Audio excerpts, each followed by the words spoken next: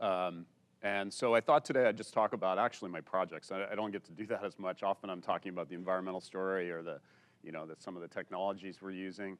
So I thought I'd just show some of the evolution that we went through in our process. And I wanted to just start by saying that I have my little firm in Vancouver. There's 24 of us in Vancouver. We just opened an office here in Portland.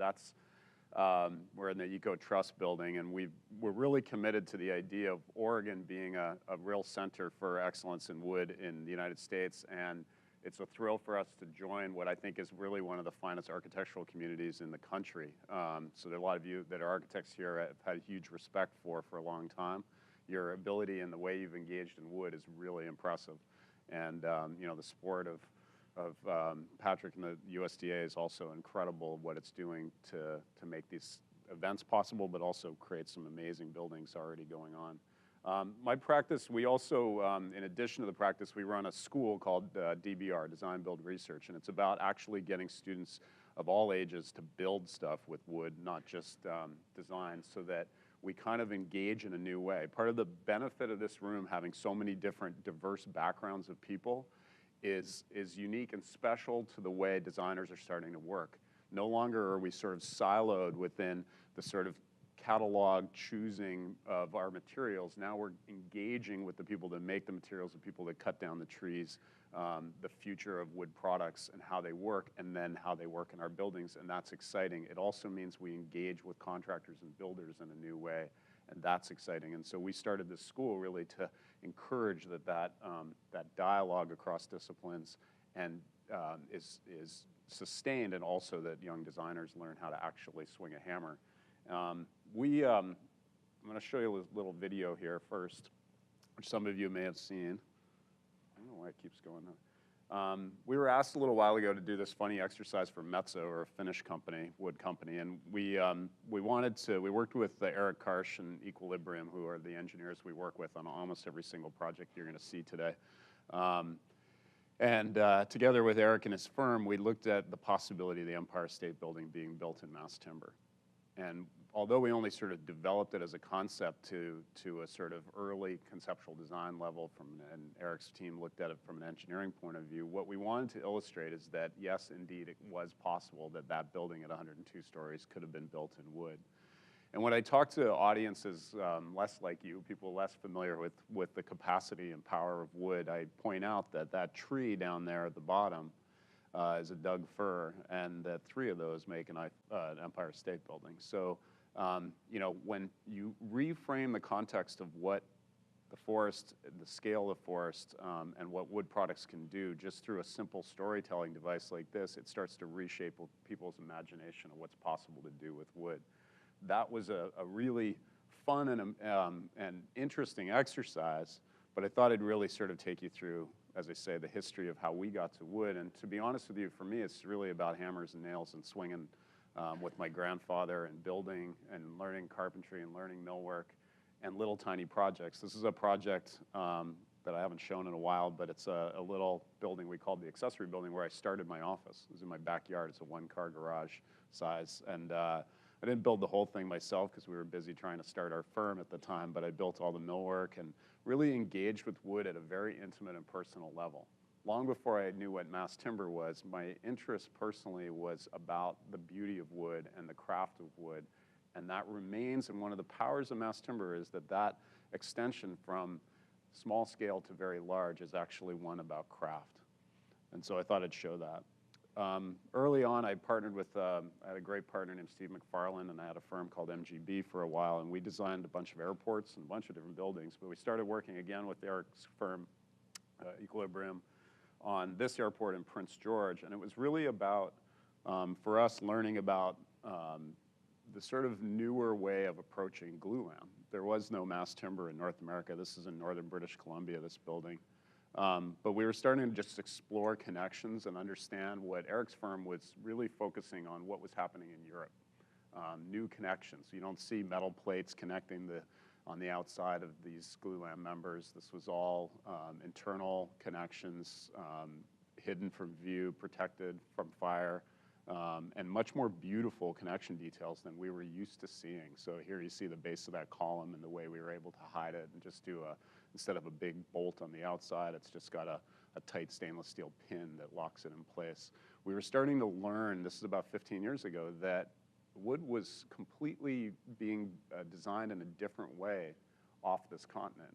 And we realized pretty quickly that we needed to learn a lot more about what was happening off this continent, because to a large extent, the way a lot of the detailing was being done in wood construction was much the same as we might have done it 90 years ago. And so that got us interested in sort of the future. And so this is Ottawa Airport, our nation's capital in Canada, where we mixed materials. We got steel and wood into this building. And we started pushing further and further into what the capacity of glulam might be. But again, the code started limiting us. We couldn't build this, even though it's not a very tall building, we couldn't build it in wood. It wasn't allowed by the building code as an occupied assembly building as an airport. So a big game changer for us was about, I don't even know, Eric, maybe 12 years ago, Eric and Robert, we went to Austria. We went on a visit, and we toured a whole number of different CLT plants. And we just had a lot of fun and had a huge eye-opening and awakening for the way we started to see the world of what we designed. Austria clearly was an innovator at that time and remains so to this day in these products, and real diversity of products. But the real challenge for us in North America at that time is we didn't have CLT being made in North America. And so we came home and we got this project here, which is the City of North Vancouver City Hall. And we decided that we would build it with panels of LSL. So, laminated strand lumber comes in these big panels, typically gets cut into small pieces, but we tried to convince at that time Weyerhaeuser and LP to sell us these big panels. And we got pretty excited about it, but what we did at that time is really started to think, if we don't have CLT, what else can we build with in North America? And that's where this idea of mass timber panels in our mind came about. It was that CLT was only one of a family of mass timber, and that LSL and LVL had places that might be important to keep the prices competitive, to use the material where we couldn't otherwise access it. So we built this. I'm not going to go into a lot of detail on any of the projects. I'm going to scroll through to be on time here for you. But we ended up fabricating the panels. StructureCraft built them for us in these 30 by 12-foot panelists that were assembled into using long LSL panels. And in doing so, we made a building that we're really proud of. This building won the Governor General Award in Canada, which is our top award for architecture in Canada. And what was interesting about it for us was it was our first foray into the concept of mass timber. And it was an enormous time of learning. We glued the panels and we screwed the panels, and the glue didn't behave the way we expected. So we learned a lot about that. We learned a lot about screwing these long screws into LSL and how they bent when they hit the very hard panels, and how that became a challenge for the installation. We learned about prefabrication and what the capacity of the industry was to actually do it, or the lack of capacity. We were fortunate that at that time, StructureCraft were one of the few that were able and willing to jump into a project of this complexity. These were all the issues that were learning curve issues for us, but also real demonstrations of the challenge the industry has. That although there may be those that are interested in pushing the boundaries of innovation, that it has to be this massive teamwork. It doesn't matter what I draw. If somebody's unwilling to build it, it doesn't go anywhere. If it's unaffordable because there's not a competitive marketplace of materials and supply and fabrication, it doesn't get built. So that enriching experience for us in City Hall was about learning that this isn't about the traditional way we approach design. And once more than that, it wasn't about the way we worked even as a design team. No longer did we sit down and sort of turn to our structural engineer and say, go make it work. We realized very quickly that this had to be a collaboration, a very close collaboration between structural engineer, architect, mechanical engineer, electrical engineer, because we sleeved the sprinkler system through the middle of the structure in order to hide it. We realized that this is a very integrated design process, nothing like the way we had designed buildings in the past, and that was teaching us the critical things that would ultimately lead us to the beginning of what we called this book we created called The Case for Tall Wood Buildings. The case for tall wood buildings, again, was done with Eric and Robert at Equilibrium, and was a sort of huge milestone for us. It was this realization that by using mass timber in a new way, not the way the Austrians were thinking about it at the time, but in a new way, that we could really reframe the conversation of how tall a building could be. And if you've seen my TED Talk, you know sort of the rationale, and I won't go through it, but that moment was sort of inspiring for us. It was, again, built on the back of City Hall and our early work with other mass timber materials. It was the beginning of the CLT sort of era where we had 2 suppliers in Canada, and now thankfully there's one here in Oregon, and there are more coming. But the conversation became more than just tall. So I've had a kind of weird career, because lately I'm sort of known as this tall wood guy, but you know, tall is only a tiny part of what we do, or even what we're interested in, because it's not just about tall. And this conference, thankfully, is not just about tall, it's about mass timber, and mass timber has an amazing array of applications. So I'm going to show you some of those that we thought were really important. This is Ronald McDonald House in Vancouver. It's a home for 73 families, and although that's a brick building on the outside, that's an entirely CLT building in its structure. It's divided into these 4 houses, so we didn't build an apartment building. We built 4 houses for 18 families each, all interconnected. And this is the way we built it. It's not tall, it's only 4 stories tall, but I wanted a building that would last for generations. I wanted a building that would allow us to use brick, which would endure in our weather. And I wanted a building that you know, would hold up over time and seismic activity and so forth. And so the way we developed this with Equilibrium is that the CLT panels are in the vertical and carry our vertical loads and bracing for the building. And then we inserted floors that were TGIs, the light wood floor systems, because we didn't need to use mass timber in the vertical. So why is this important? Well, I think this is exactly the way we're going to see academic buildings built. That are lower. We're going to see taller residential buildings built this way. I think it's a first step into thinking about a hybrid of wood, light wood with mass timber that brings the cost down. And that's a lot about the exercise, is how we make these things cost competitive. So again, I won't go into a lot of detail, but it was a fascinating exercise for us that we started to realize that every project we work on philosophically should have some lesson learned that we can hand off and make a exercise in somehow sharing that information through Creative Commons and encouraging others to explore similar ideas. So we try to share how we technically do these things and welcome anybody's question in detail of how we've done it. So that was Ronald McDonald House. We even built these little display sort of small scale houses, playhouses for them. So that also sort of led us to this fun opportunity to work in new mass timbers that came out. So some of you may know this product. This is Briscoe's Fine Line product.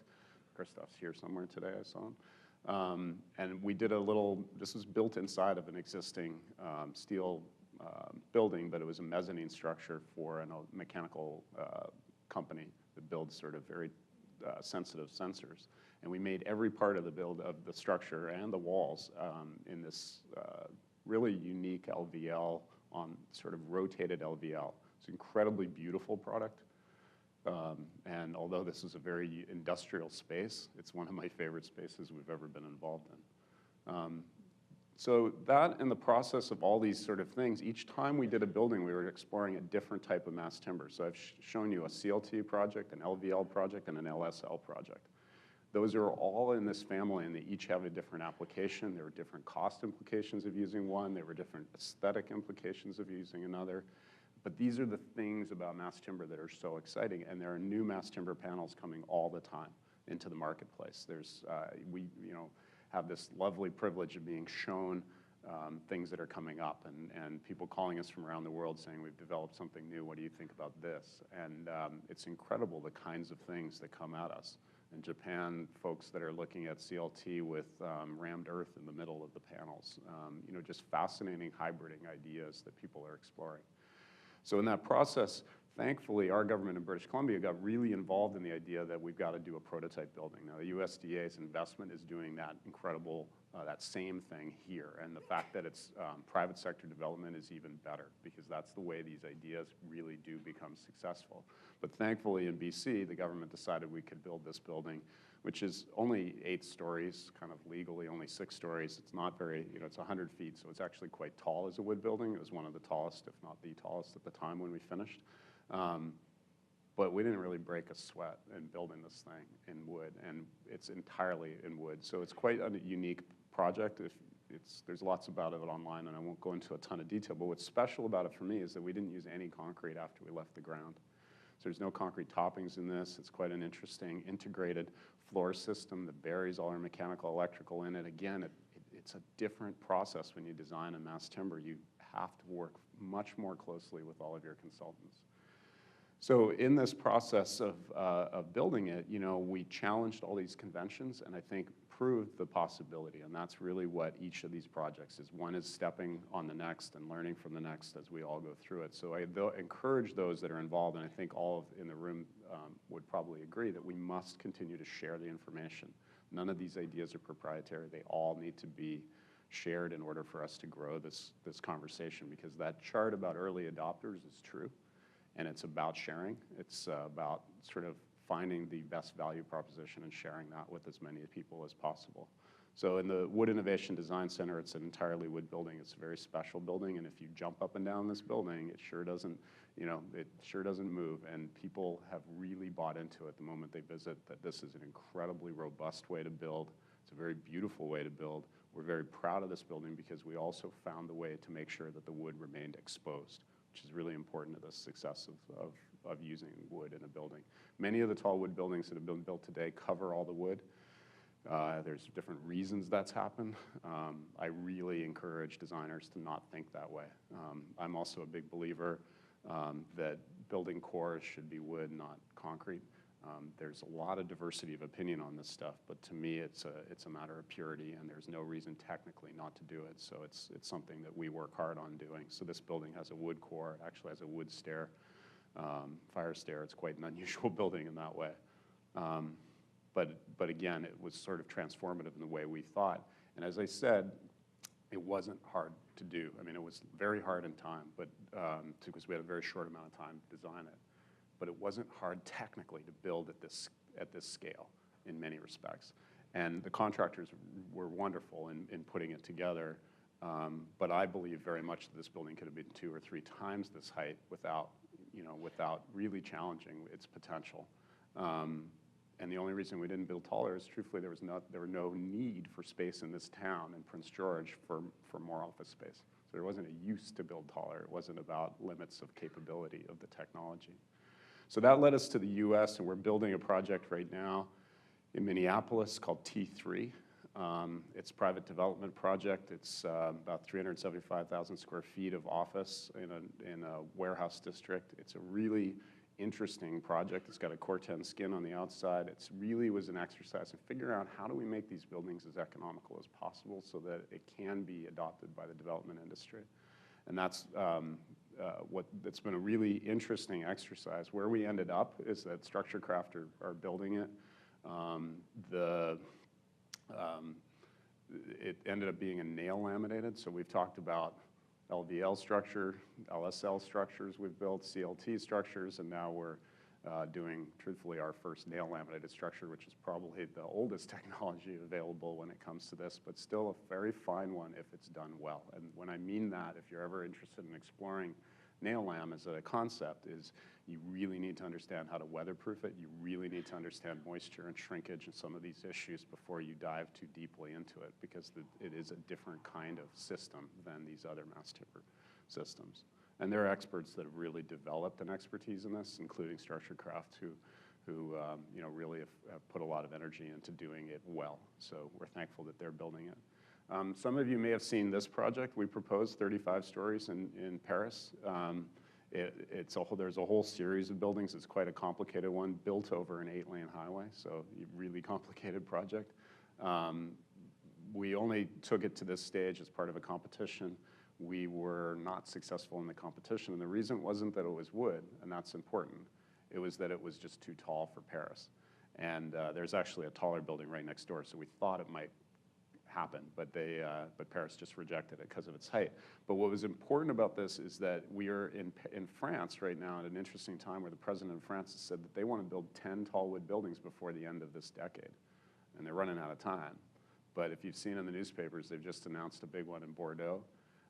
We have 2 different developer clients in France that are talking to us and actively looking for sites for us to do 2 tall buildings, probably not quite as tall as this, but certainly in the 20+ range. So France is really in the game, which makes it all that much more important that the US and Canada and Great Britain are all in the game too. It's a part of the stimulation of national competition, I think, is a really fun part of it. It's just fun, and it encourages us to really think big. So Paris was a really interesting double-skin wall system, so it looks very woody, but we didn't, the wood's not actually exposed to the exterior. It's protected by glass. You can see the Eiffel Tower in the background. If you've seen my TED Talk, you know that I believe that wood is at this moment where we need the Eiffel Tower moment, and for us to get a chance to build that close to the Eiffel Tower was incredible. Unfortunately, it's not happening, but maybe it still will. So the last few things I'm just going to flip through here is mountains. I'm just going to show you that when I said that it's not just about urban, it's not just about tall, we're involved in projects all over the place. These happen to be on Whistler, and this is a new alpine club where we're looking at, these are projects to come in the next few years, but where in our estimation, this one's in Utah, this is a music studio with some money from Dr. Dre. It's a pretty cool little project, amazing site. Again, all of these are mass timber projects. This one is on the summit of Whistler, and a 250-seat restaurant, again, all mass timber. Here in Oregon, we're working with an incredible sort of game changer, I think, for the US, the Oregon State University's new forestry school complex. It's 2 buildings, advanced wood processing building and an expansion of their classroom building called PV Hall. We're in design development right now, so it's an exciting time. And I think OSU's up next to talk. I think Thomas, if Thomas is here, is going to talk next. More about it, but I'm running out of time here, so I just wanted to mention one last project. And those that sort of early on, people have struggled with the idea: is this going to happen? The wood industry sort of said, we want it to happen, but it's a chicken and egg. Are people speccing these buildings? We don't want to make new CLT plants until we know we can actually sell the CLT. This chicken and egg is always the challenge of pushing us over the first hump of making this happen in a much bigger way. These kinds of projects coming up, I think, are a demonstration to industry to say this is already happening, and it's happening in scale. So we were just asked to begin a project of looking at, I'm not even going to talk about it in any detail because the client probably wouldn't want me to, but this is 1 million square feet of residential and commercial, about 800,000 square feet of residential and 200,000 square feet of commercial entirely in wood.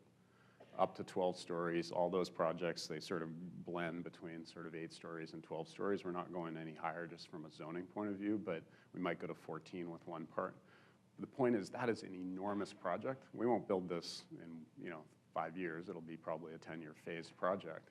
But nevertheless, this kind of project we're starting to be asked to look at almost every week, it seems like. I'm getting calls from different parts of the world of people interested in this scale of development being done in wood and being done in mass timber. It's happening quickly.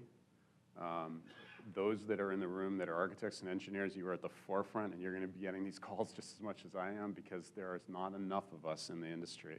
We need to help educate each other. We need to share this information faster, and we need the wood industry to deliver the product in a competitive way to make sure that we grab this incredible change that's going to reshape the cities for the next century. So it's an exciting time, and I thank you for this time, and I'll pass it off to Thomas, who hopefully is next.